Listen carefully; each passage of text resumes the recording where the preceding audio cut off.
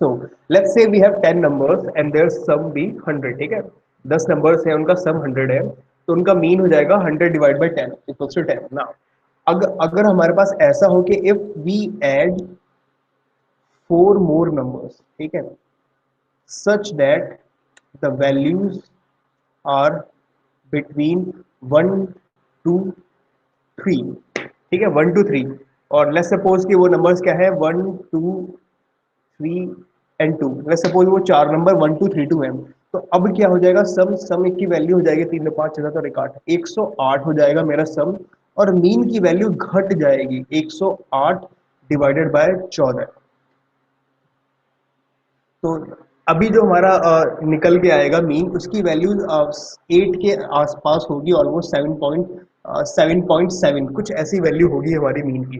तो अगर आप देखो कि ये चार नंबर बहुत ज़्यादा छोटे होने की वजह से क्या हुआ कि आपका मीन जो है लगभग 2.3%, मतलब इसमें जो सबसे बड़ा नंबर है लगभग उतना ही मेरा मीन इसमें शिफ्ट हो गया है।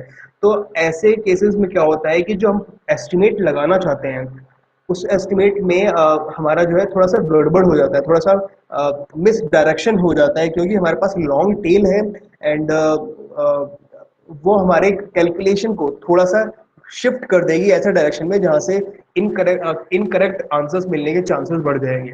तो ऐसे केसेस के लिए हम करते हैं स्टैंडर्डाइजेशन, ठीक है, स्टैंडर्डाइजेशन ऑफ डेटा। और standardisation of data is a really important concept, ठीक है। मोर ऑफन देन नॉट हमारे पास जो डेटा होता है वो उसका कोई स्केल नहीं होता, ठीक है। स्केल का मतलब क्या है कि लेट्स से मेरे पास एक डेटा सेट है सीएसवी का, और मेरे पास उसमें एक फैक्टर है एज, जिसकी वैल्यूज कहाँ से है, 0 से लेकर के 100 तक है, ठीक है।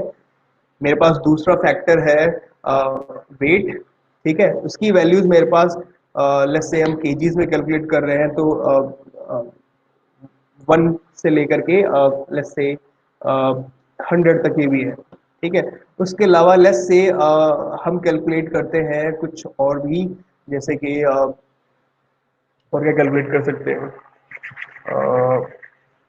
साइज ऑफ प्यूपिल, ठीक है, आंखों का प्यूपिल का साइज कितना है। अब इसका जो रेंज होगा वो लगभग लेट्स से 1 से लेकर के 4 सेंटीमीटर तक जाएगा पीपल का साइज, ठीक है। नाउ अगर आप इन नंबर्स को देखो तो इनका इम्पैक्ट कैलकुलेशन पे है, क्योंकि ये बड़े नंबर है, इसमें 0 से 100 तक है, इसमें 0 से 100 तक है, लेकिन इसमें 1 to 4 है बस, ठीक है।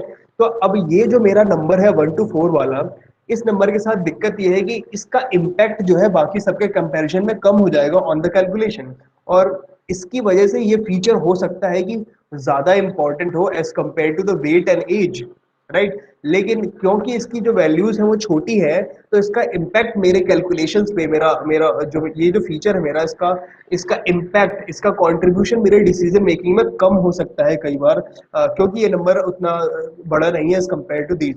तो ऐसे नंबर्स के लिए हम क्या करते हैं, ऐसे फिगर्स को हम स्टैंडर्डाइज करते हैं, ठीक है, जिससे कि सभी फीचर्स जो है मेरे वो प्रॉपरली सेम स्केल पर होंगे, ठीक है। सेम स्केल पे होंगे तो उनका कंट्रीब्यूशन भी प्रॉपर होगा, मतलब सही तरीके से होगा, बायसनेस नहीं होगी। दूसरी एक और तरीके वजह हो सकती है हमारे पास स्टैंडर्डाइजेशन की, और वो ये है कि कई बार हमारी वैल्यूज में नेगेटिव और पॉजिटिव दोनों होता है, ठीक है। जैसे कि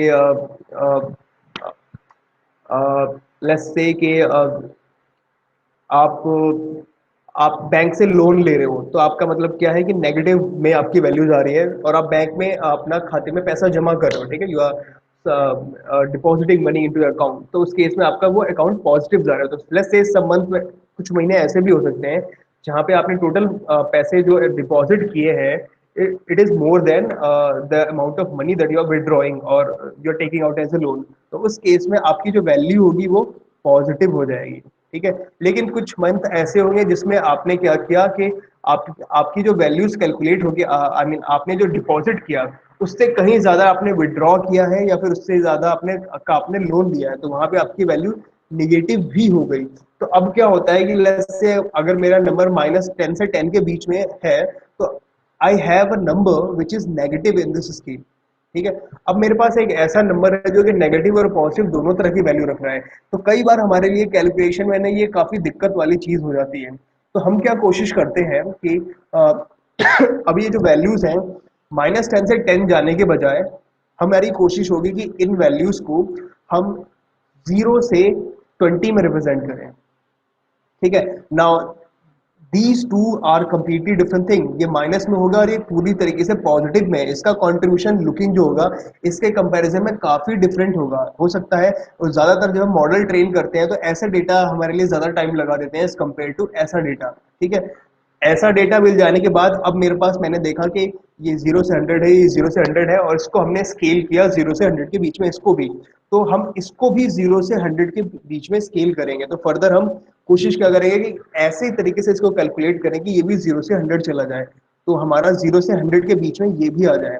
तो उसका मतलब ये है कि नेगेटिव नंबर्स जो होंगे हमारे वो वो कहाँ तक होंगे, वो 50 तक होंगे इसमें, और 50 to 100 हमारे पॉजिटिव नंबर्स हो गए।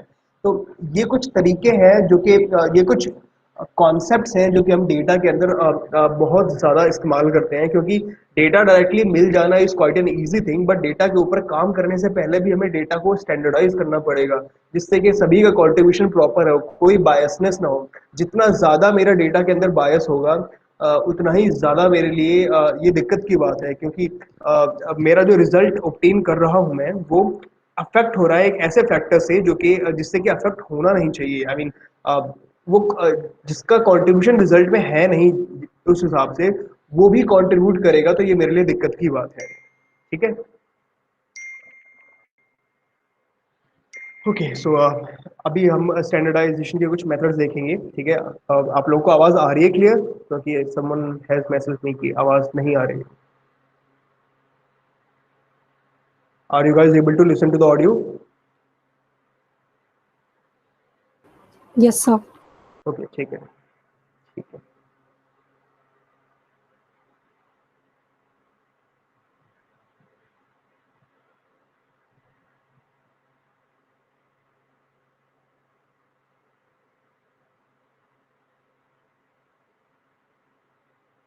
Okay, let's open this.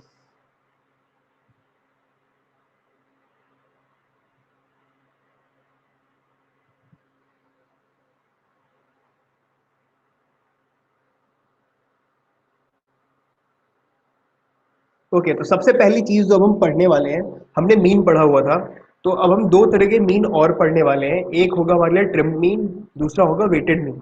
ठीक है। इसी तरीके से हम ट्रिम्ड और वेटेड मीडियन और भी पढ़ने वाले हैं, क्योंकि देखो सबसे ज्यादा अगर कोई चीज हमारे लिए सिक्योर होती है ना, रोबस्ट का मतलब समझते हो आप लोग? रोबस्ट का meaning, what is the meaning of robust?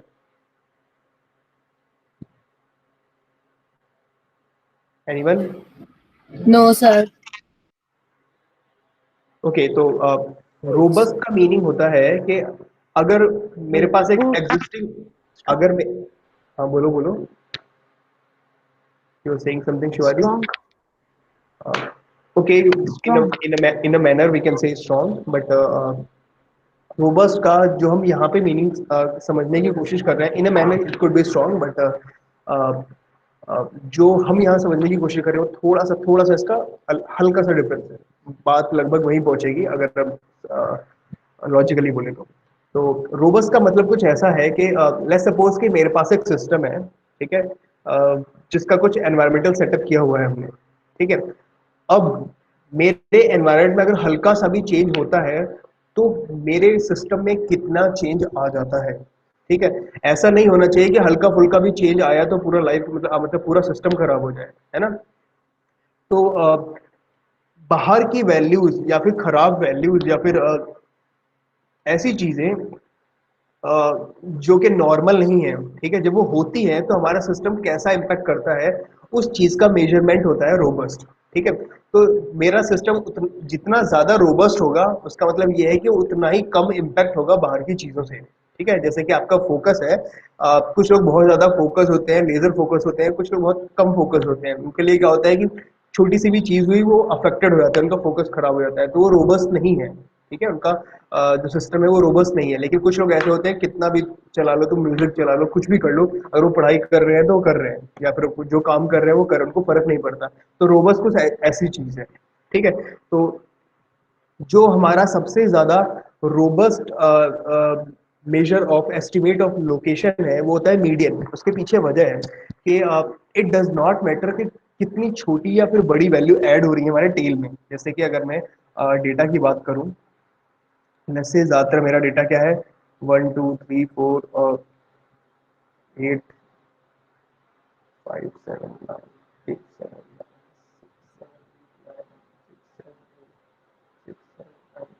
ठीक है, लेट्स से कि मेरे पास कुछ डेटा है, ठीक है, जिसकी वैल्यूज कम है।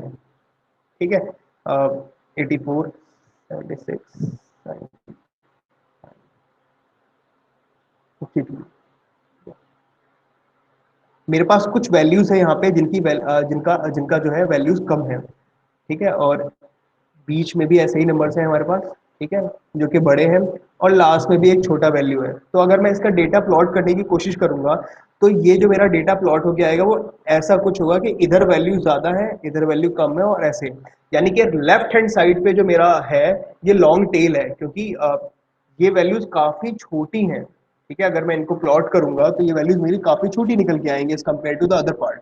और 9 भी इधर ही निकल के आएगा अल्टीमेटली मेरा। लेकिन ये जो हिस्सा होगा इसकी, ये काफी ऊपर जाके नीचे आएगा, आई मीन ऊपर जाएगा ये। ठीक है, तो जब भी मेरे पास ऐसा डिस्ट्रीब्यूशन होता है, तो ये छोटे वैल्यूज जो है हमारे पास, ये मीन को तो अफेक्ट कर देते हैं, क्योंकि मीन निकालने के लिए हमें इनका सम कैलकुलेट करना पड़ता है, और सम छोटे वैल्यू को ऐसे नंबर ऑफ टर्म्स तो बढ़ रही है पर सम उतना तेज नहीं बढ़ रहा है।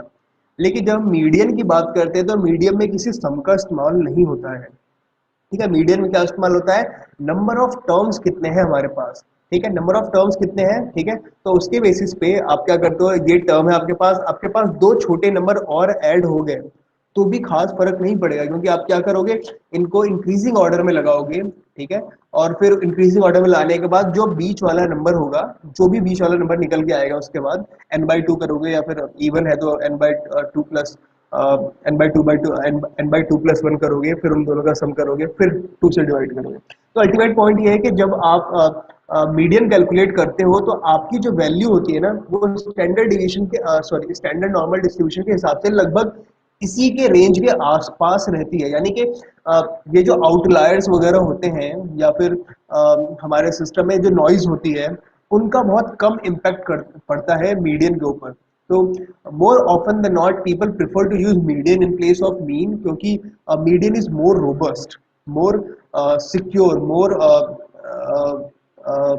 safe from outliers and other kind of noises that our system may and may not have. Okay, तो इसीलिए हम मीडियम को प्रिफर करते हैं। तो हम मीडियम में भी इन दोनों ही चीजों को देखेंगे। मीडियम के अंदर भी अगर हम चाहें तो ये जो टेल्स है हमारे पास, ये जो हमारे पास टेल बन के आ रही है, इसको भी रिमूव कर सकते हैं।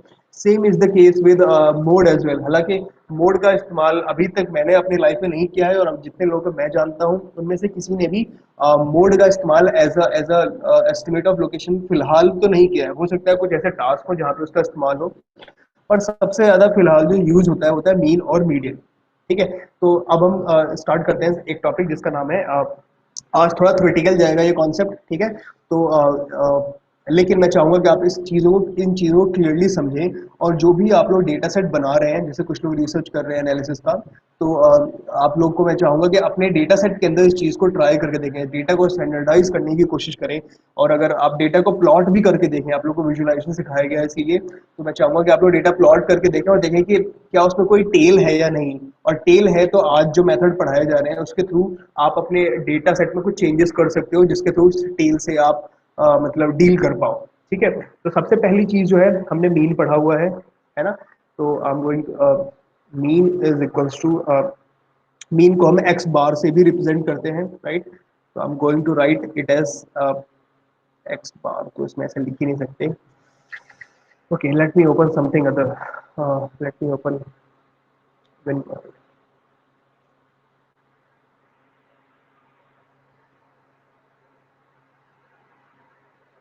ओके, तो mean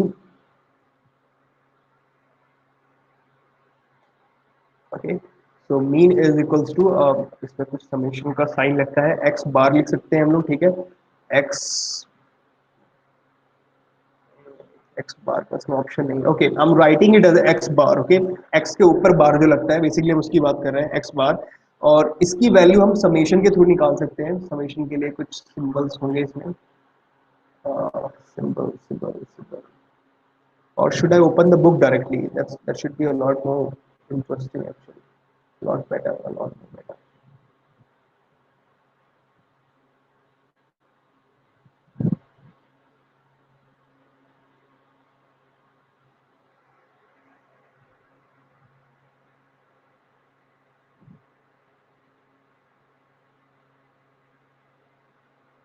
This is one of those books that actually shaped my life. So I'm teaching you guys some of the concept from this book itself. Okay, so let's go to the mean part.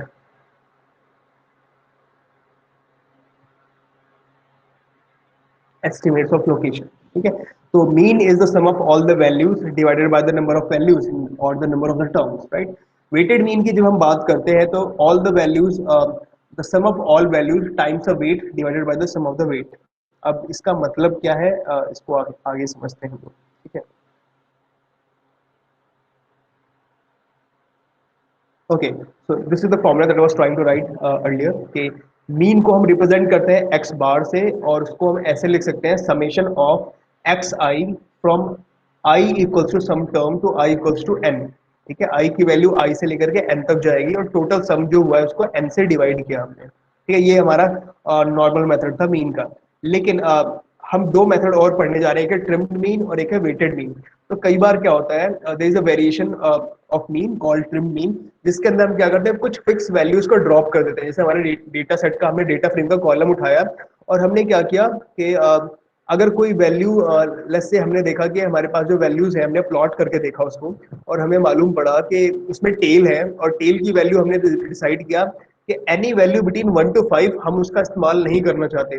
तो हम data frame में क्या करेंगे, हम अपना Boolean indexing apply करेंगे for any value which is lesser than 5, उसको हटा दो, और बाकी डेटा फ्रेम जो मेरे पास निकल के आता है, हम उसका सम परफॉर्म करेंगे और उसका ही मीन निकाल के काम करेंगे। तो that's what trimmed mean is. Trimmed mean में करते क्या हम लोग, इसमें दोनों ही एंड पे होता है, बहुत छोटी वैल्यू और बहुत बड़ी वैल्यू दोनों को रिमूव कर देते हैं। ठीक है, calculated by dropping a fix number of sorted values at each end and then taking the average of the remaining values. तो अगर मेरे पास वैल्यूज हैं,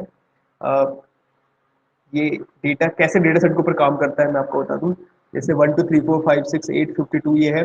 लेट्स सपोज कि इसके बाद मेरे पास कुछ ऐसे नंबर्स भी हैं, 152, 196, 205।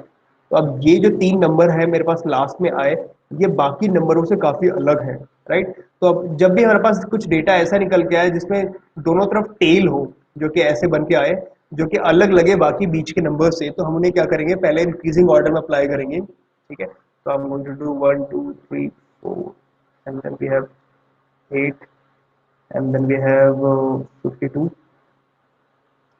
52 के बाद और कोई नंबर है छोटा, 52, 65, 65, 67, and then we have 79, 76, 79, 76, 79, 81, 78 भी है सर 2 बार। 78 दो बार है। Okay, I'm going to write 78. Okay, 78 एक बार लिखा वैसे तो ये 84 हो गया। उसके बाद हो गया हमारे पास 78 दो बार है, right. 78 two times, then we have 84, and then we have 91, right, and then we have 152, then we have 196, and then 205. So 96 भी भूल गए ठीक है, सर नो आप। Problem, thank you. 96, okay, so we have these numbers. ठीक है, हमने इसको इंक्रीजिंग ऑर्डर में लगाया और हमने देखा कि ये जो शुरुआत में कुछ वैल्यूज हैं हमारे पास, जो कि टेल फॉर्म कर रहे हैं इसका, जो कि मेरे नॉर्मल डिस्ट्रीब्यूशन में टेल को लंबा कर रही है। ठीक है, और हम लास्ट में भी कुछ वैल्यूज देख रहे हैं जो कि बाकी वैल्यूज से काफी दूर है। ठीक है, अगर आप इसका मीन निकालोगे, या फिर अगर आप इसका मीडियन निकालने की कोशिश करोगे, तो आएगा आपके लिए कितने नंबर, 1 2 3 4 5 6 7 8 9 10 11 12 13 14 15 16 17 18 18 अब तो 18 डिवाइड बाई 2 हो गया हमारे लिए 9 9th और 10th टर्म, राइट। 5 6 7 8 9 10। तो इसका जो मीडियन निकल के आएगा वो होगा 77, और इसका मीन भी राउंड अबाउट 70s के आसपास ही निकल के आएगा, ठीक है। मीन और मोड इसका 78 ही है, राइट। तो इसके एस्टिमेट 70s में है, लेकिन अगर आप शुरुआत के 5 टर्म से माइनस करो तो जो आपका डिफरेंस है, जो डिविएशन है वो 70 से मतलब 60 से ज्यादा का एटलीस्ट। सिमिलरली आप लास्ट के 3 वैल्यू के लिए निकालोगे तो इधर भी आपके जो डिविएशन है वो 80 से लगभग 80 के राउंड है, 70 80 से ज्यादा है सभी के लिए, ठीक है। तो लेकिन जो बीच की वैल्यूज हैं इनके लिए जो डिविएशन है वो नॉर्मल सा है, जैसे कि 77 है तो इसके लिए कितना है, 25 है, इसके लिए 12 है, इसके लिए 10 है, इसके लिए एक ही है, इसके लिए भी एक है, इसके लिए एक है, इसके लिए दो है, इसके लिए 7 है, इसके लिए 15 14 है। तो यहाँ से यहाँ तक जो डिफरेंस जो डिविएशन है इनके बीच में वो लगभग एक जैसा है, 10 12 14 15 ऐसे ऐसे तक है, 2 4 5 से 15 के बीच में। लेकिन बाकी जो वैल्यू है वहां पे डिफरेंस बहुत ही ज्यादा हो गया, एकदम से 15 से बढ़ के सीधा 70 पार कर गया वो। तो ऐसे वैल्यूज हमारे डेटा सेट के अंदर क्या होते हैं, ये कई बार ये बहुत लॉन्ग टेल फॉर्म करते हैं, और अभी तो ये छोटे नंबर, बहुत नंबर ऑफ टर्म्स जो है हमारे पास बहुत कम है, लेकिन एक्चुअल डेटा सेट में जब होगा तो नंबर ऑफ टर्म्स बहुत ज्यादा होंगे हमारे पास, ठीक है। तो हम क्या करेंगे, ये जो आखिरी के 3 टर्म है और शुरुआती के 3 टर्म है, तो हम क्या करेंगे, बूलियन इंडेक्सिंग अप्लाई करेंगे अपने डेटा फ्रेम के ऊपर, और हम वो वैल्यूज जो कि 52 से कम है उनको हटा देंगे, और वो वैल्यूज जो कि 96 से ज्यादा है हम उनको भी हटा देंगे। तो ऐसा हटाने के बाद हमारे पास जो नंबर बच के आएगा वो होगा हमारे पास ये, ठीक है। These are the numbers that will be left for us to work on. तो हमारा डेटा सेट क्या है, अब थोड़ा रिफाइंड हो गया है, अब हमारे पास ऐसा डेटा सेट है जो कि मोर जनरलाइज्ड है, ठीक है। अब मैं इसके ऊपर जो है नॉर्मल मीन जैसे परफॉर्म करते थे हम वैसे ही मीन परफॉर्म कर देंगे, इनका सम करेंगे और डिवाइड कर देंगे नंबर ऑफ टर्म्स अब जितने हमारे पास बचे हैं, और हमारा ट्रिम मीन कैलकुलेट हो जाएगा इस तरीके से। सर ये तो फिर गलत होगा ना कि हमने आधी वैल्यूज तो हटा ही दी है।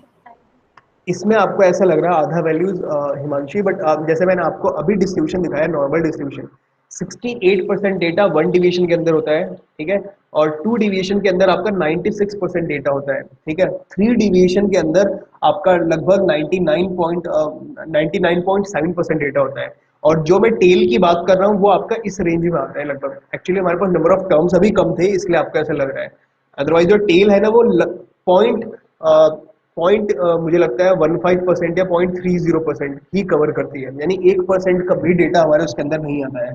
तो इस वजह से क्या होता है कि जो उनका इम्पैक्ट होता है वो हमारे सिस्टम के ऊपर जो हल्का फुल्का पड़ता है उसको हम उनको हटा करके अपने अपने डेटा को मोर जनरलाइज कर सकते हैं, मोर प्रॉपर कर सकते हैं। और अगर आपका ये वाला जो टेल है ये लंबा खींच के यहाँ तक चला जाए तो ये आपका जो बीच में आपके जो डेटा है इसका जो मीन है उसको खींच के अपनी तरफ लेके आएगा। अगर अगर आपके पास बड़े नंबर ज्यादा हो गए एकदम से, यहाँ पे टेल लंबा हो जाता है, तो आपका जो मीन है इसको खींच के और राइट हैंड साइड पे लेके चला आएगा, मीन थोड़ा बड़ा हो जाएगा या फिर उधर छोटा हो जाएगा। इसकी वजह से क्या होगा, जो बाकी वैल्यूज है उनका भी डिविएशन चेंज होगा और हमारा सिस्टम पूरा पूरा कम से कम रोबस्ट हो जाएगा। तो हम क्या करते हैं, जो टेल है या इधर का जो टेल है, जैसे कि 0.15 इधर होगा, 0.15 इधर होगा, तो 0.30 होता है टोटली। तो हमारे पास अगर अगर 10,000 वैल्यूज हैं तो 0.30% उसका लिटरली बहुत कम हुआ, लगभग 30 ही हुआ मुझे लगता है, राइट। तो 30 वैल्यूज हमने रिमूव कर दी जिससे हमारा सिस्टम बहुत ज्यादा रोबस्ट हो गया, ठीक है। कोई भी सिस्टम 100% सही नहीं होता, लेकिन हमारी कोशिश ये होती है कि जितना हाई एक्यूरेसी हम मेंटेन कर सके उतना हाई एक्यूरेसी मेंटेन करें। इसीलिए हम एक्यूरेसी को इम्प्रूव करने के लिए या फिर अपना जो भी मैट्रिक यूज कर रहे हैं सक्सेस कैलकुलेट करने के लिए, उसको इम्प्रूव करने के लिए हम ये सारे मेजर्स का इन्वॉल्वमेंट करते हैं। Okay, yes sir. ओके। तो ट्रिम्ड मीन एक तरीका है जिसके थ्रू हम इंश्योर कर सकते हैं कि जो एक्सट्रीम वैल्यूज है हमारे पास जो कि डेटा सेट से काफी अलग नजर आ रही हैं, या फिर जो डेटा सेट को मतलब एक सिंगल सिंगल वैल्यू भी बहुत ज्यादा इम्पैक्ट कर रही है, तो उनका इन्फ्लुएंस को रिड्यूस कर सके इसके लिए हम लोग ट्रिम्ड मीन का इस्तेमाल करते हैं, ठीक है। अ, इसका इस्तेमाल देखो इंटरनेशनल डाइविंग कंपटीशन में भी इस्तेमाल होता है, उन्होंने एग्जांपल में दिया भी हुआ है, ठीक है। कि इंटरनेशनल डाइविंग में क्या होता है, जो टॉप और बॉटम स्कोर्स होते हैं 5 जजेस के, उनको ड्रॉप कर दिया जाता है। यानी 5 जजेस होते हैं, पांचों अपने अपने पॉइंट देते हैं, जिसका हाईएस्ट होता है उसको हटा देते हैं, जिसका लोवेस्ट होता है उसको हटा देते हैं, और बीच के 3 जजेस होते हैं उनका एवरेज उनका सम करते हैं, और फिर उनका एवरेज निकाल करके हम लोग मतलब विनर को डिसाइड करते हैं। सो this is a really practical thing जो कि काफी ज्यादा इस्तेमाल होता है। ठीक है, ओके। उसके बाद अगला आता है वेटेड मीन। वेटेड मीन थोड़ा सा उसके कंपैरिजन में अलग है। इसमें क्या होता है, हमें हर एक डेटा वैल्यू को ना एक वेट असाइन करना पड़ता है इसके अंदर। जैसे कि पहले समझ लेते हैं कि वेटेड मीन इस्तेमाल क्यों कर रहे हैं, फिर बताता हूँ क्यों। कि कुछ वैल्यूज जो होती हैं वो दूसरे वैल्यू के कंपैरिजन में ज्यादा वेरी करती है। ठीक है, and highly variable observations are given a lower weight. यानी कि जो नंबर्स जो कि बहुत ज्यादा नॉर्मली जिनकी फ्रीक्वेंसी बहुत ज़्यादा है, या फिर वो नंबर जो कि हमारे हायर प्रोबेबिलिटी एरिया में लाई करते हैं, उनको हम लोअर वेट देते हैं। और जो हमारे ऐसे नंबर्स हैं जिनकी प्रोबेबिलिटी बहुत कम होती है, यानी कि टेल के आसपास वाले जो नंबर होते हैं, इनकी प्रोबेबिलिटी क्या है, बहुत कम है। इसका 2.3% प्रोबेबिलिटी है, इसका 0.15 है, सिमिलरली इसका 2.3, इसका 0.15 है। तो जैसे जैसे सेंटर में जाएंगे, यहाँ पे जो नंबर्स लाई करेंगे, उन नंबर्स को वेट हम कम देने वाले हैं, और इन नंबर्स को हम वेट हम ज्यादा असाइन करने वाले हैं जैसे जैसे हम एक्सट्रीम की तरफ मूव करेंगे। ठीक है, तो ये हमारा वेटेड मीन का तरीका है। इसमें वेट हमें खुद ही डिसाइड करना होता है। हालांकि इसमें और भी कुछ तरीके होते हैं जिनके थ्रू हम वेट डिसाइड भी कर सकते हैं, but it's a little tricky. तो instead of using weighted mean, कई बार हम प्रेफर करते हैं कि ट्रिम्ड मीन का ही इस्तेमाल करें। हालांकि अगर वेटेड मीन का कोई तरीका हम निकाल सकते हैं जो कि हमारे हिसाब से बायस नहीं है, तो हम हमें वेटेड मीन के साथ ही जाना चाहिए। ठीक है, next topic is median and the robust estimate. जैसा कि बोला था, मीडियन एक रोबस्ट एस्टिमेट होता है, और रोबस्ट होने के पीछे रीजन ये है कि कोई भी आउटलायर इसको आसानी से इम्पैक्ट नहीं करता है, क्योंकि इसमें हम किसी का सम कैलकुलेट नहीं कर रहे हैं। जब हम नंबर्स का सम कैलकुलेट कर रहे हैं, तो हर एक जो वैल्यू है हमारे सिस्टम के अंदर, हर एक वैल्यू मेरे एस्टिमेट को अफेक्ट डाल रही है, राइट। अगर मैं मीन कैलकुलेट कर रहा हूँ, तो ये जो वैल्यू है वो कितनी है, ये इम्पैक्ट डालती है मेरे मीन के ऊपर। लेकिन जब मैं बात मीडियन की करता हूँ, तो ये वैल्यू छोटी है या बड़ी है, इससे कोई फर्क नहीं पड़ता। हमें कौन सा टर्म सेंटर वाला है, बस हमें इस बात से फर्क पड़ता है। और सेंटर में नॉर्मली हमेशा वैसे ही टर्म निकल के आते हैं जो कि हाईली प्रोबेबल होते हैं, या फिर ऐसे नंबर ही निकल के आएगा जो कि लगभग वो 68% वाला जो दायरा है हमारे पास वन स्टैंडर्ड डिविएशन का, उसके अंदर लाए होने की प्रोबेबिलिटी बहुत ज्यादा हाई होती है उसकी। ठीक है, तो इसीलिए मीडियन हमारा रोबस्ट एस्टिमेट होता है। इसको आउटलायर से फर्क बहुत ही कम पड़ता है। अब आउटलायर से मतलब क्या होता है, देखो, आउटलायर को एक तो हम एक्सट्रीम केसेस भी बोल सकते हैं। ठीक है, उसके अलावा आउटलायर ऐसे नंबर्स होते हैं जो कि हमारे सिस्टम के हिसाब से सही नंबर्स होते हैं वो, लेकिन वो इतने रेयर होते हैं कि मतलब उनका उनको वो नॉर्मली होते नहीं है, फिर उनकी फ्रीक्वेंसी हाई नहीं होती। इसीलिए फ्रीक्वेंसी हाई नहीं होती तो उनकी प्रोबेबिलिटी लो हो जाती है। ठीक है, तो इसका एक एग्जांपल भी समझते हैं कि आउटलायर्स का एग्जांपल क्या है। जैसे आपने अपने घर पे क्या किया, होम सिक्योरिटी का कोई मैकेनिज्म अप्लाई किया, आपने कैमरा लगवाया, इंफ्रारेड रेज लगवाए, और आपने फुट सेंसर्स लगवाया, प्रेशर सेंसर लगवाया, आपने दुनिया भर की सिक्योरिटी लगवाई आपने। ठीक है, अब उसके बाद क्या होता है, normally day to day life में जो सीक्वेंस आपका जो वो एनालाइज करता है आपका जो भी आपने प्रोडक्शन मैकेनिज्म लगाया है। ठीक है, तो नॉर्मली जो निकल के आता है डे टू डे लाइफ में, हर रोज चोरी नहीं होती। चोरी क्या होता है, साल में एक बार या कई सालों में एक बार होती है। तो जो कई सालों में एक बार एक्टिविटी होती है, वो हमारे लिए आउटलायर हो गया। ये नॉर्मल एक्टिविटी जैसा ही है, लेकिन आई मीन ये नॉर्मल की रेंज में ही आता है। यानी कि जो हमारा एक्चुअल वैल्यूज हैं, उन्हीं की वैल्यूज की तरह ये भी होता है, लेकिन ये हमारे लिए आउटलायर है, क्योंकि ये नॉर्मली ये इजीली नहीं होता है, इसकी फ्रीक्वेंसी बहुत ज्यादा कम है। नॉर्मल डिस्ट्रीब्यूशन की टेल के अंदर आता है, ये कभी भी फर्स्ट डिवीजन सेकेंड डिवीजन के अंदर नहीं आता है। अगर आ रहा है तो फिर सिक्योरिटी मैकेनिज्म बहुत ज्यादा खराब है।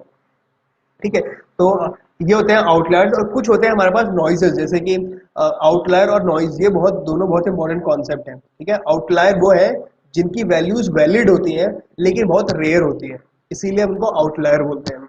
नॉइज क्या होता है, नॉइज हो गया जैसे कि घर पे मैंने सिक्योरिटी मैकेनिज्म लगाया, अब क्या हुआ, प्रेशर सेंसर जो हमने लगाया है, लेट्स सपोज कि वो इवन लाइटली भी प्रेशर पड़ता है तो वो रिस्पॉन्ड करने लग जाता है, अलार्म बजाने लग जाता है। तो अब क्या हुआ कि कोई पक्षी आके बैठा और वो अलार्म बजने लग गया। तो पक्षी का आके बैठना क्या है, ये एक नॉइज है, क्योंकि ये कोई थीफ नहीं है जो कि आया है हमारे पास। पक्षी आके बैठा होगा तो पक्षी में खुद में वजन भी बहुत कम होता है, तो उससे जो प्रेशर पड़ा होगा, प्रेशर मेजरमेंट वाले सिस्टम पे, वो भी बहुत कम पड़ा होगा, तो उसकी value as compare to human beings बहुत ज्यादा अलग होगी। तो ऐसे केसेस को हम बोलते हैं नॉइज, जो कि अकर ही नहीं हो सकते, और लेकिन कहीं से भी उनकी वैल्यू हमारे पास आ गई है। ठीक है, तो नॉइज होते हैं वो वैल्यू जो कि कभी भी वैलिड नहीं होते, और आउटलायर्स हमारे वो वैल्यूज होते हैं जो कि वैलिड होते हैं लेकिन बहुत रेयरली होते हैं। ठीक है, ये दो बहुत इंपॉर्टेंट कॉन्सेप्ट है और इंटरव्यू के लिए बहुत इंपॉर्टेंट क्वेश्चन भी होते हैं, लगभग पूछा जाता है हर बार। ठीक है, मीडियन हमारे लिए एक रोबस्ट एस्टिमेट होता है, लेकिन जैसे ही हम लोग जो मीन है हमारा उसमें उसको ट्रिम कर देते हैं, यानी कि जो दोनों एंड पे जो हमारे पास वैल्यूज है उनको रिमूव कर देते हैं, जो तो हमारे पास जो ट्रिम्ड मीन ऑब्टेन होता है वो भी अपने आप में एक रोबस्ट एस्टिमेट बन जाता है। ठीक है, तो नॉर्मल मीन उतना रोबस्ट नहीं होता, लेकिन ट्रिम्ड मीन जो है वो रोबस्ट हो जाता है। ठीक है, ओके। जैसे कि हमने अभी मीन की बात की कि हम लोग मीन कैलकुलेट कर सकते हैं ट्रिम करके, वैसे ही हम लोग मीडियन भी कैलकुलेट कर सकते हैं ट्रिम करके। हालांकि मीडियन को ट्रिम करके कैलकुलेट करने का इम्पैक्ट, जो जो डिफरेंस पड़ेगा हमारे सिस्टम के ऊपर, वो लगभग बहुत कम होता है, मार्जिन उसका ज़्यादा नहीं होता। तो यस, अगर आप ट्रिम्ड करते हो तो उसका भी हमारे सिस्टम पे अच्छा इम्पैक्ट पड़ सकता है, बट जो इम्पैक्ट होगा वो बहुत ज़्यादा नहीं होगा। ठीक है, तो आप चाहो तो ये चीज़ अपने सिस्टम के अंदर ट्राई कर सकते हो, अपने डेटा सेट के अंदर ट्राई कर सकते हो, और देख सकते हो कि कितना डिफरेंस आ रहा है या फिर कितना डिफरेंस नहीं आ रहा है। ठीक है, same is the case with the weighted part, कि जो नंबर्स आपके पास छोटे हैं उनके बेसिस आपने उनको वेट ज़्यादा दे दिया, जो नंबर आपके पास बड़े हैं जो कि हाई प्रोबेबिलिटी एरिया में आ रहे हैं, आपने उनको क्या कर दिया, आपने उनको कम वेट दे दिया और आपने उसका मीडियन कैलकुलेट कर लिया। फिर से आप यही काम कर सकते हैं। वेटेड का कॉन्सेप्ट दोनों का सेम है, हालांकि वेटेड कॉन्सेप्ट में दिक्कत ये है कि आप वेट कैसे डिसाइड करोगे, ये थोड़ा सा ट्रबलसम पार्ट होता है। ठीक है, ओके, अब बात करते हैं वेरिएबिलिटी की। ठीक है, एस्टिमेट्स ऑफ वेरिएबिलिटी, जिसका हमने वेरिएंस पढ़ा था, स्टैंडर्ड डेविएशन पढ़ा था, एब्सोल्यूट डेविएशन पढ़ा था हमने, और हमने क्या देखा था कि मैक्सिमम वैल्यू क्या होती है, मिनिमम वैल्यू क्या होती है, दोनों को माइनस कर दिया तो रेंज निकल के आ जाता है हमारे पास। ठीक है, और दो चीजें रह गई थी हमारे पास, एक था ऑर्डर स्टैटिस्टिक्स और दूसरा था इंटर क्वार्टाइल रेंज। परसेंटाइल भी हम उसके बेसिस पे ही बात करेंगे। ठीक है, ऑर्डर स्टैटिस्टिक्स का मतलब क्या होता है कि हमारी रैंकिंग हो गई, इसका मतलब ये हुआ कि फॉर एग्जांपल लेट्स से कि जैसे कि जो कोविड 19 डेटा सेट के ऊपर जो भी काम कर रहा है, तो उसमें एक पर्टिकुलर कॉलम है जिसके अंदर हमने रैंक की बात की है। जैसे कि एक पर्टिकुलर कंट्री है, ठीक है, उसका जो हेल्थ के मामले में पूरे वर्ल्ड में उसकी रैंकिंग क्या है, तो ये कोई एब्सोल्यूट वैल्यू उसको गिवन नहीं है, ये बस उसको रैंक गिवन है। तो जब भी हम किसी ऑर्डर की बात करते हैं हमारे डेटा सेट के अंदर, तो उस वहाँ के लिए हम लोग ऑर्डर स्टेटिस्टिक्स का इस्तेमाल करते हैं। ठीक है, फिर बात आती है परसेंटाइल की और inter quartile range. Inter quartile range ये काफ़ी बार पूछा जाता है, रेदर अगर आप लोग गेट वगैरह का एग्जाम देते हो या फिर आप लोग जीआरई का एग्जाम देते हो, तो वहां तक ये सवाल पूछा जाता है इंटर क्वार्टाइल रेंज, कि ये होता क्या है और इसको कैलकुलेट कैसे करते हैं। तो आईक्यूआर कैलकुलेट करने के लिए हम 25th परसेंटाइल और 75th परसेंटाइल, ठीक है, यानी कि हमने बॉक्स प्लॉट जो प्लॉट किया था, अगर आपको याद हो, तो बॉक्स प्लॉट में जो बॉक्स का एक एंड है और दूसरा एंड है, उन दोनों एंड पे जो वैल्यूज हैं आप उनको माइनस करोगे तो आपको इंटर क्वार्टाइल रेंज मिल जाएगी। भी बात करते हैं परसेंटाइल की। परसेंटाइल और ये क्या बोलते हैं इंटर क्वार्टाइल रेंज, दोनों के लिए अलग से फंक्शन हमारे पास पांडास में अवेलेबल है। ठीक है, तो will have a look at that one as well. ठीक है, तो मीन एब्सोल्यूट डेविएशन हमने देख लिया था, स्टैंडर्ड डेविएशन भी हमने देखा था, वेरिएंस भी हमने लास्ट क्लास में देखा था। ठीक है, एक यहाँ पे टर्म है जो कि स्टैटिस्टिकली काफी ज्यादा इस्तेमाल होता है कि जब हम वेरिएंस कैलकुलेट करते हैं तो हमें n से डिवाइड करना चाहिए या फिर n-1 से डिवाइड करना चाहिए। तो इससे पहले कि मैं इस बात का जवाब दूं, मैं चाहूंगा कि जो लोग इकोनॉमिक्स पढ़ रहे हैं या फिर जो लोग बीकॉम ऑनर से आए हैं या फिर जो लोग मैथमेटिक्स से हैं, तीनों में से कोई इस बात का जवाब देना चाहेगा कि n-1 से कब डिवाइड करते हैं और n से कब डिवाइड करते हैं।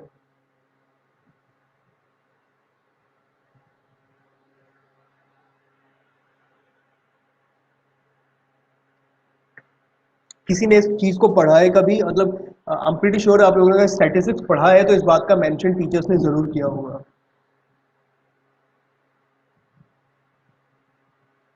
Should we divide the variance by n minus 1 or should we divide it by n minus 1?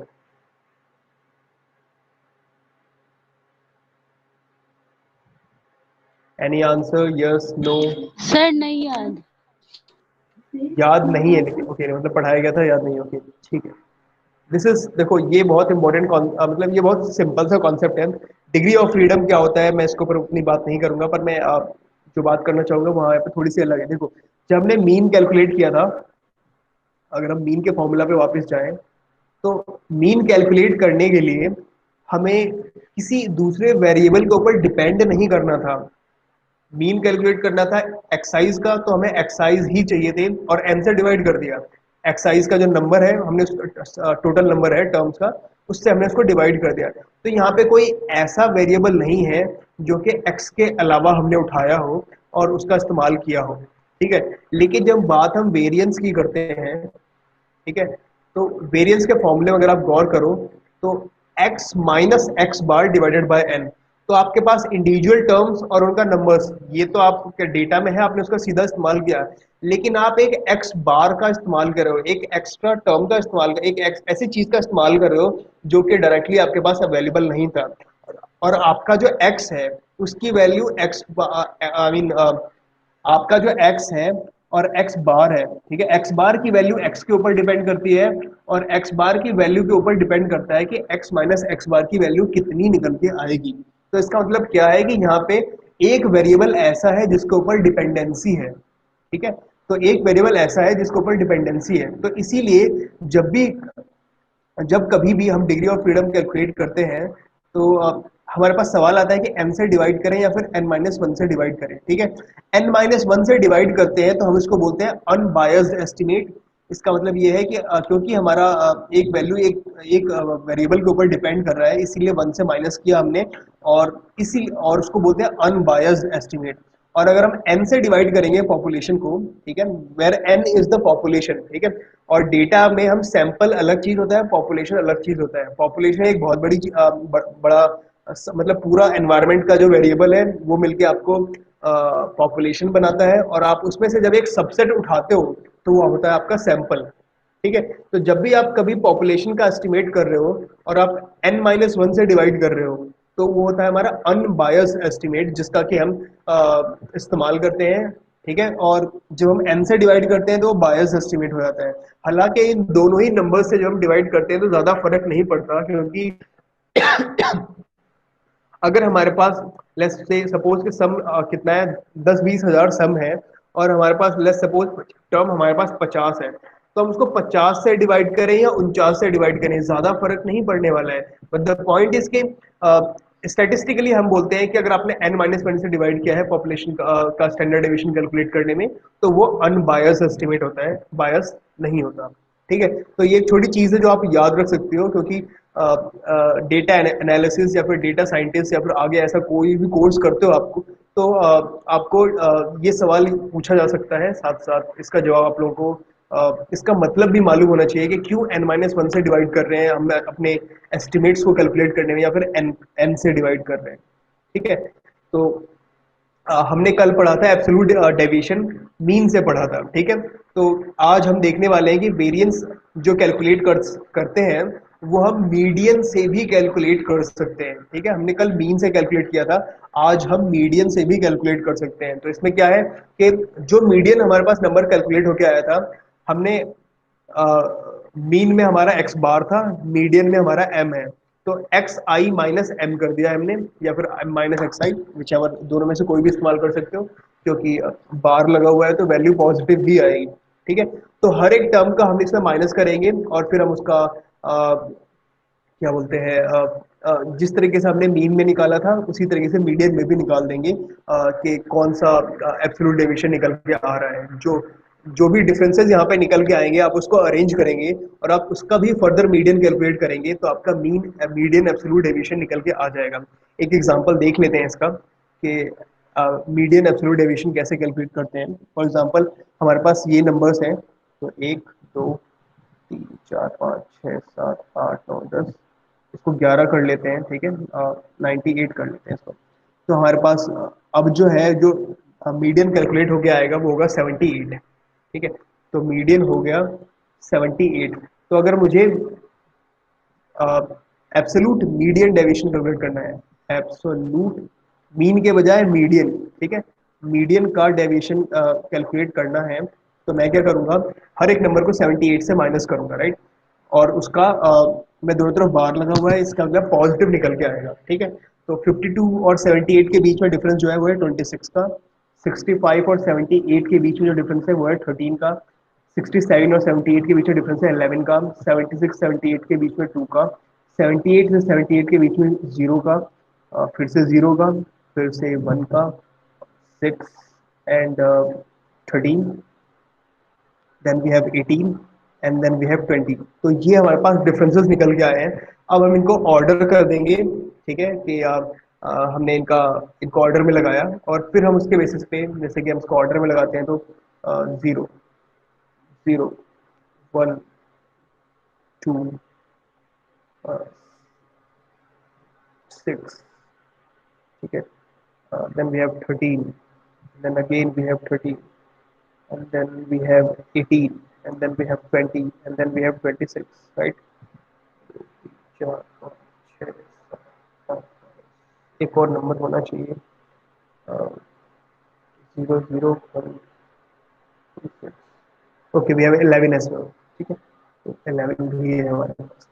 तो अब इसका मीडियन कैलकुलेट करना हो तो भी हमारे पास आसान है, 1 2 3 4 5, ठीक है, उधर से 5 नंबर गए, और ये हो गया 11। तो अब हमारे पास एब्सोल्यूट मीन डेविएशन अगर हमें कैलकुलेट करना हो तो उसकी वैल्यू क्या निकल के आई, दिस नंबर वैल्यू। तो जो भी डिफरेंसेस निकल के आए उनका हमने फर्दर मीडियन कैलकुलेट किया, और हमारे पास ए एम डी कैलकुलेट होके आया, तो हो गया 11, ठीक है। तो ये कुछ ऐसे मेथड्स हैं जिनका हम इस्तेमाल करते हैं कैलकुलेशन में, अपने डेटा एनालिसिस के अंदर। लेकिन जैसे कि अब मीन एब्सोल्यूट डेविएशन है, इसका आपको कोड खुद लिखना पड़ेगा, इसका कोड आपको बाय डिफॉल्ट पाइथन में अवेलेबल नहीं है, पाइथन की तरफ से अवेलेबल नहीं है। Same is the case with trimmed mean और वेटेड मीन, इन दोनों के लिए भी प्री डिफाइंड मेथड नहीं है, ठीक है। तो आपको अपनी तरफ से मेथड डिजाइन करने पड़ेंगे, एंड आई वुड से कि अभी से एक फंक्शन डिफाइन कर लो इसके लिए, और इसका फिर आप फर्दर इस्तेमाल करो, which would be a lot more easier as compare to this, ठीक है। अब बात करते हैं परसेंटाइल की। परसेंटाइल का मतलब ये होता है कि अ, कितना परसेंट डेटा जो है मेरा वो 1 से लेके 10 क्वार्टाइल के अंदर। आपको पहले क्वार्टाइल को समझते हैं, क्वार्टाइल होता क्या है, ठीक है। जो हमारा डेटा है, ठीक है, उसका स्प्रेड है, ठीक है। जब हम उसको सॉर्ट करेंगे तो उसका स्प्रेड जब हम देखेंगे तो उसके बेसिस पे हम उसका परसेंटाइल कैलकुलेट करते हैं, ठीक है। जो मोस्ट बेसिक मेजर होता है रेंज, और रेंज क्या करता है, हमारा मिनिमम से लेकर के मैक्सिमम के बीच में जो डिफरेंस है, जो स्प्रेड है, उसकी वैल्यू होती है हमारी रेंज, ठीक है, यानी कि difference between the largest and the smallest number. तो इससे हमें ये मालूम पड़ जाता है कि हमारा डेटा में स्प्रेड कितना ज्यादा है या कितना कम है। सपोज हम 0 से 100 के बीच में वैल्यूज ले रहे हैं, और मिनिमम वैल्यू हमारी 1 आ रही है, मैक्सिमम 100 जा रही है, और ये हमारे क्लास के बच्चों के मार्क्स है सपोज। तो हमें ये मालूम पड़ रहा है कि जो रेंज है वो 99 जा रही है। इसका मतलब ये है कि एक्सट्रीम हाई वैल्यूज भी हैं और एक्सट्रीम लो वैल्यूज भी हैं हमारे पास, राइट। तो लेकिन याद रखना होगा हमें कि रेंज जो होता है वो एक्सट्रीमली सेंसिटिव होता है डेटा से, क्योंकि हो सकता है सिर्फ एक ही बच्चा हो जिसके मार्क्स 1 हो, और एक ही बच्चा हो जिसके मार्क्स 100 हो, ठीक है, बाकी सभी के मार्क्स 70s और 80s 60s 70s 80s हो।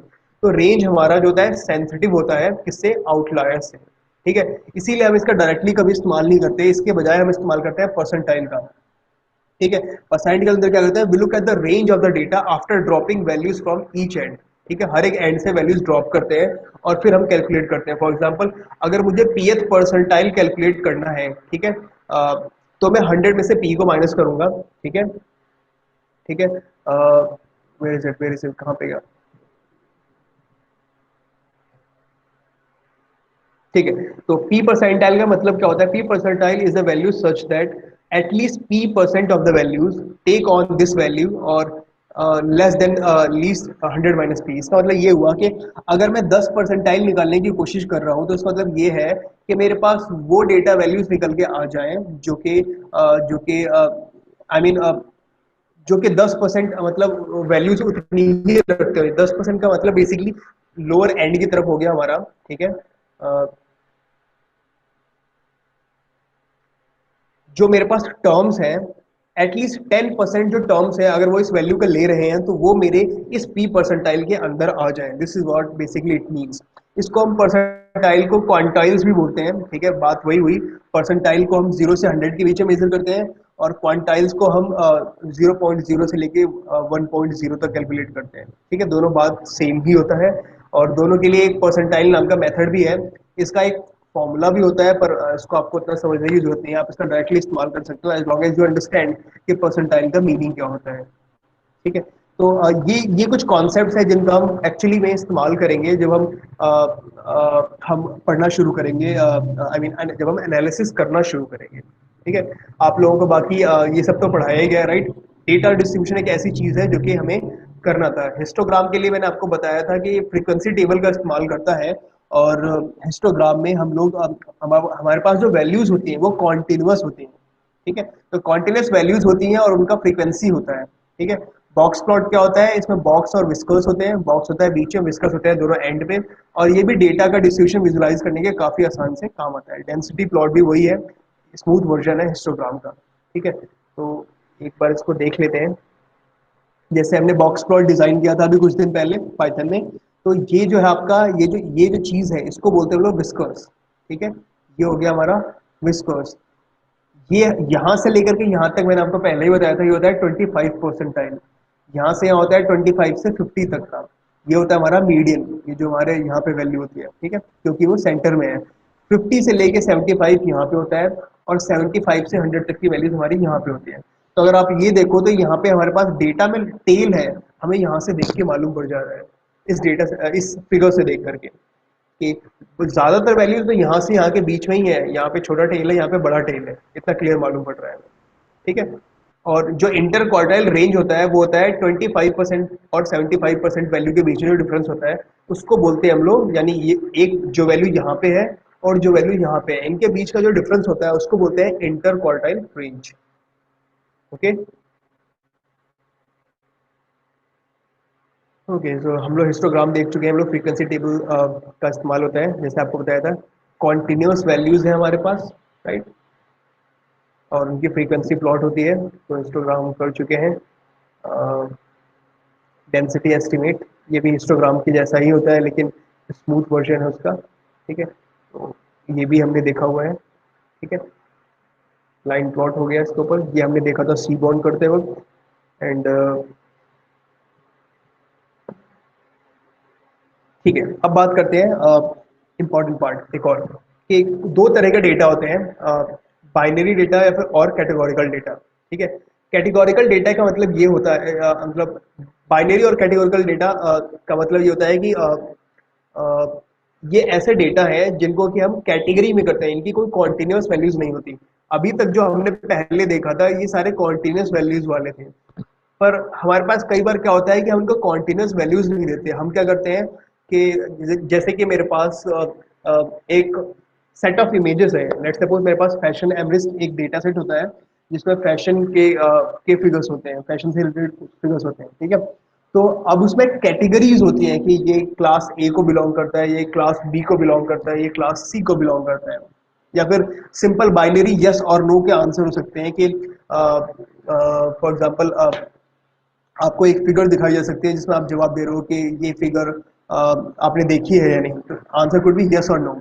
तो कैटेगोरिकल और बाइनरी डेटा का मतलब ये है कि ये ऐसे डेटा सेट्स हैं या फिर ऐसा वैल्यूज हैं जो कि कॉन्टिन्यूस वैल्यूज में लाए नहीं करते। ये लोग एक या तो डिफरेंट डिफरेंट रेंज के अंदर लाए करते हैं या फिर डिसकंटिन्यूस वैल्यू होते हैं कम्प्लीटली, यानी कि कैटेगोरिकल डेटा होता है। जैसे कि ये कलर रेड हो गया, ये कलर ग्रीन हो गया, ठीक है। या फिर ये रेड को आपने नंबर दे दिया 1, ग्रीन को दे दिया नंबर 2, तो ये कलर नंबर 1 हो गया, ये कलर नंबर 2 हो गया। तो ये कॉन्टिन्यूस वैल्यूज नहीं है, ये क्या है, कैटेगोरिकल डेटा है। तो जब भी हमारे पास कैटेगोरिकल डेटा होता है तो उसके लिए हम हिस्टोग्राम प्लॉट नहीं करते, उसके लिए हम बार प्लॉट करते हैं, जहाँ पे हमारा एक्स एक्सिस जो है, यानी दोनों में से एक एक्सिस कम से कम जो है होती है जो कि कैटेगरी को रिप्रेजेंट करती है और दूसरा उनकी फ्रीक्वेंसी को रिप्रेजेंट करती है, जो कि हिस्टोग्राम से थोड़ा सा अलग है। हिस्टोग्राम में क्या था 0 से 10, 10 से 20, 20 से 30, वहां पे बिन्स हुआ करते थे हमारे पास, बिन्स के फॉर्म में एक्सेस होता था और वाई एक्सेस पे हमारे पास फ्रीक्वेंसी हुआ करती थी। ठीक है, पाई चार्ट भी हमने बनाना सीखा था, right? We did draw pie chart, right? Pie chart भी कैटेगोरिकल डेटा के लिए ड्रॉ होता है बेसिकली। ठीक है, तो this is our bar plot. देखो आप इनके बीच में डिस्टेंस भी है, हालांकि आप डिस्टेंस खत्म कर सकते हो, बट द पॉइंट इज के ये कैरियर के लिए, ये एटीसी के लिए, ये वेदर के लिए, इनबाउंड के लिए, इन सभी में अपना अपना प्रॉपर डिफरेंस है। ठीक है, ओके, मोड मोड का इस्तेमाल हम ज्यादा करने वाले नहीं है, तो I am not going to explore it a lot more. Okay, we have a question here. Okay, you are having a class at 4:30, तो I let you go at 4:30, no problem. ठीक है, 5 मिनट और। ठीक है, let me सी कि और कुछ इसमें ऐसा इंटरेस्टिंग है जो कि आगे काम करने वाला हो और मैं आपको आज ही बता दूं। तो ये बुक भी आप लोगों के साथ में चाहूंगा कि ये बुक आप लोग इंटरनेट पे एक्सप्लोर करें, इसको खरीदें या फिर अ, जैसे भी आप इसको एक्सेस कर सकते हैं आप इसको एक्सेस करें, मतलब कोशिश करें कि वो खरीदी हुई हो तो ज़्यादा बेटर है। तो आप इसको पढ़ें। ठीक है, कोरिलेशन का भी हमने ग्राफ बनाया था, राइट?